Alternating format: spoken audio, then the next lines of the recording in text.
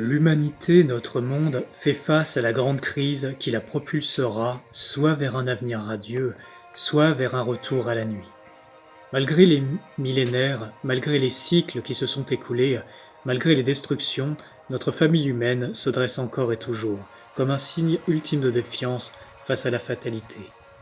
Cette grande puissance qui anime notre race est une force bien plus puissante que les terribles conditions de vie qu'offre ce monde et son plan de densité appelé matière.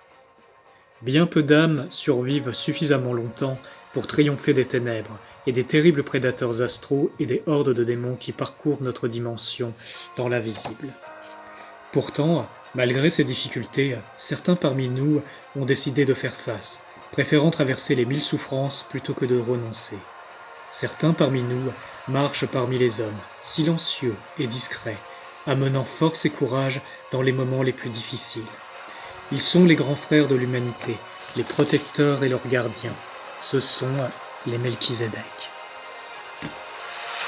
Envoyés sur les mondes en péril spirituel, ils sont les gardiens de la grande lumière. Ceux qui sont envoyés quand tout espoir a disparu. Ils viennent raviver la flamme quand les ténèbres ont éteint tout espoir.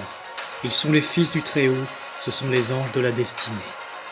Aujourd'hui, l'humanité a ce choix, le pouvoir d'avancer d'un pas et de reconstruire, de développer son potentiel, et la présence du Père universel en lui comme en tous. Il a le pouvoir de se lever face à l'adversité, face aux ténèbres qui l'entourent, et d'en triompher. Et cet exemple à donner est un bien terrible fardeau que peu sont en capacité d'assumer. Mais à leur héritier, ils entendent léguer le rejet de la lâcheté, la force de continuer, pour que leur vie soit source d'inspiration et de courage à ceux qui emprunteront leur chemin par la suite. Ils sont les fils du Père-Mère, ils sont les envoyés des cieux. Il y a longtemps, ces gardiens ont fait un rêve, ils ont fait une promesse, ils seraient là dans les moments les plus désespérés, sacrifiant jusqu'à leur vie pour que se maintienne la lumière sur Urantia, sur la terre. Ce sont eux qui prirent la décision d'agir et s'incarner dans cet espace-temps, à cette époque où l'avenir de l'humanité est en jeu, car c'est au cours de leur longue vie qu'ils purent observer les hommes, les voir se battre encore et toujours, et ne jamais renoncer. C'est ainsi qu'ils commencèrent à aimer les hommes de tout leur cœur, car ils voyaient en eux le potentiel incroyable, l'empreinte du Créateur au sein de leurs âmes.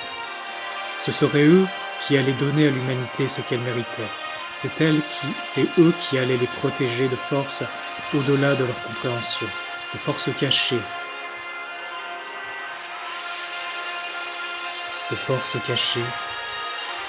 régissant l'univers et influençant la vie des humains. Cette promesse, aujourd'hui, nous la mettons en action pour que demeure gravé dans l'homme le souvenir de sa nature véritable. Le moment est venu.